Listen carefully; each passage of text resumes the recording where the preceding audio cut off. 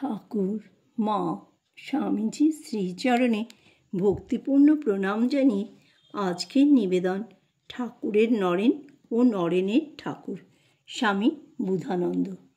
নরেন্দ্র সাধনে ঠাকুর অনুশীলন করলেন উভয় ধর্ম, নবযুগ ধর্ম ও শাশ্বত সনাতন ধর্ম। ন্যাজামুড়ো বাদ দিয়ে সার নিতে হয় কেমন করে পানা সরিয়া সচ্চিদানন্দ জল নিতে হয় সব শেখালেন। আমি বলছি, তুমি এটা মেনে নাও, এ কথা ঠাকুর কাউকে বলেননি। নরেনকে বিশেষ করে উৎসাহিত করলেন বাজিয়ে নিতে তার অনুভূতি। বিজ্ঞানী ঠাকুর বৈজ্ঞানিকের যে সহধর্মী, এ কথা ঠাকুরের জগৎ ভোলা ছবি দেখলে মনে হয় না। কিন্তু এত খাঁটি বৈজ্ঞানিক দৃষ্টি কজনের হয়েছে? না দেখে কিছুই নেননি। দেখবেন বলে চোখ বোঝেননি দিনের পর দিন, মাসের পর মাস। তবে না অদৃশ্য অজ্ঞাত সম্বন্ধে এত জোরালো রসালো কথা। আজকের বৈজ্ঞানিক যুগে ধর্মকে কালধর্মী হতেই হবে। বিজ্ঞানের প্রতি নাসিকা কুঞ্চিত করে ধর্মের আলো সংবহন চলবে না। তাই নরেনের সম্মুখে বারবার পরীক্ষা কক্ষে ত্রস্ত বালকের ন্যায় উপস্থিত হতে কুণ্ঠিত হলেন না। আমরা আজ ঠাকুরকে যেমনভাবে পেয়েছি, স্বচ্ছ, সুন্দর, সবল, খিচ নেই কোথাও নেই সন্দেহের আবছায়া, তেমনভাবে কিছুতেই পেতুম না যদি না ঠাকুর নিজে নরেনের অনুসন্ধিৎসাকে উজ্জীবিত করে নিজে সোৎসাহে তার হাতে বারবার পরীক্ষিত হতেন। ঐশ্বপ্রেম এক হিসাবে সত্যকে জানার অনুপ্রেরণাই অন্য নাম। সত্যস্বরূপ ঠাকুর সত্যসন্ধি রূপকে যে বৈজ্ঞানিক মনীষার পরিচয় নিত্য দিয়েছেন, তাতে নরেনের আত্মনিবেদন সহজ ও সম্ভব হয়েছিল। গিরিশবাবু বলেছেন, আমি যখন বিল্বমঙ্গল লিখি, তার ভক্তেরা জিজ্ঞাসা করায় বলি, নাটক লেখা তার কাছে শেখা। নরেন্দ্র বলে, বিজ্ঞান তার কাছে শেখা। মাস্টার বলেন, মাস্টারি শেখা তার কাছে।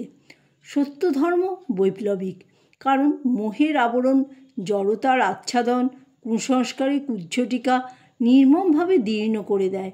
মিথ্যার পাঁচিল ভেঙে ভেঙে সত্য ধর্মকে আত্মপ্রকাশ করতে হয়। অবতার প্রধানত ভাব বিপ্লবী।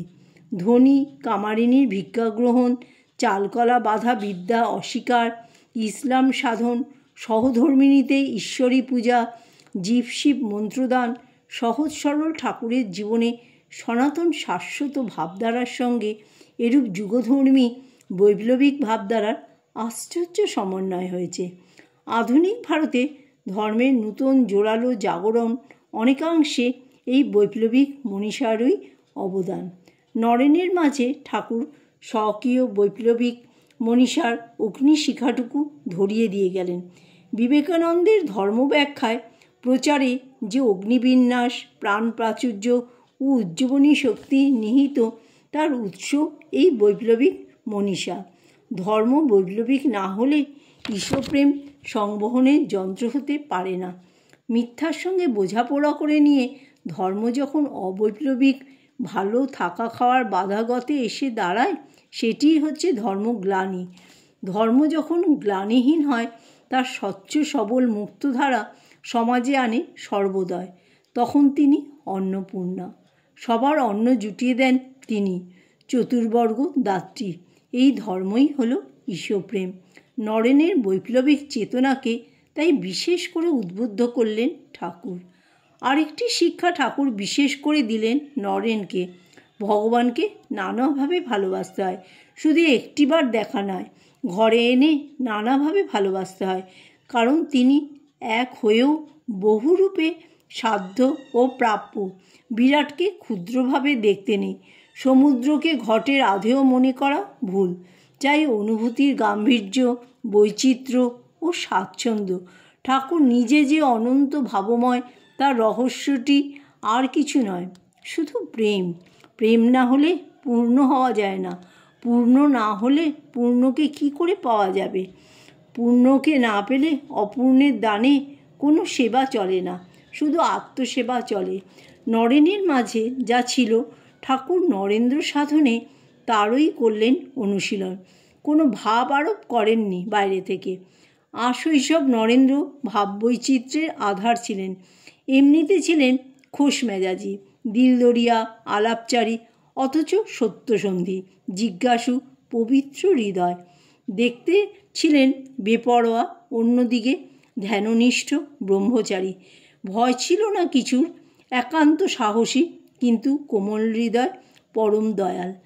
একদিকে ক্ষুরধার, তীক্ষ্ণধী, যুক্তিবাদী, বৈজ্ঞানিক, অনুসন্ধিৎসু, অন্যদিকে সংসার বিরাগী, ভক্তি আপ্লুত হৃদয়। ভাববৈচিত্র্যের আধার না হলে বহুভাবময় আধেয়কে ধারণ করতেন কি করে হতেন এহেন ঈশ্বরপ্রেম সংবহনের যন্ত্রস্বরূপ? অবতার একের জন্য নয়, বছর বহুর মাঝে প্রবহমান হয় অবতারের বিশেষ জল্পনা। ঠাকুর তাই এককেও নিলেন, বহুকেও নিলেন। উত্তরকালে বিবেকানন্দ যখন যোগ ব্যাখ্যা করেছিলেন, জ্ঞান, ভক্তি, কর্ম ও যোগের বিভিন্ন ধারায় ঠাকুরেরই বৈচিত্র্যময় অনুভূতির সত্য নিজ অনুভূতির আলোকে বহুর মাঝে বিতরিত হয়েছিল। ঈশ্বরপ্রেম সংবহনের ওই এক প্রকৃষ্ট ধারা। গলায় ক্যান্সার নিয়ে যে এত শারীরিক কষ্ট স্বীকার করেছিলেন, তার একটি কারণ এও হতে পারে যে নরেন্দ্র সাধন তখনও কিছুটা বাকি ছিল। মহাসমাধির কয়েকদিন মাত্র আগে নরেনের হয় নির্বিকল্প সমাধি। কালই মেনে নেওয়ার পর এটি হলো সর্বপূর্তি। আর কাল বিলম্ব করলেন না ঠাকুর। নিজের সকল অনুভূতির ঐশ্বর্য, বোধিদৃষ্টি, অলৌকিক শক্তি শিষ্যে সঞ্চারিত করে হলেন ফকির। এই হলো ঠাকুরের নরেন্দ্র সাধনায় সিদ্ধি।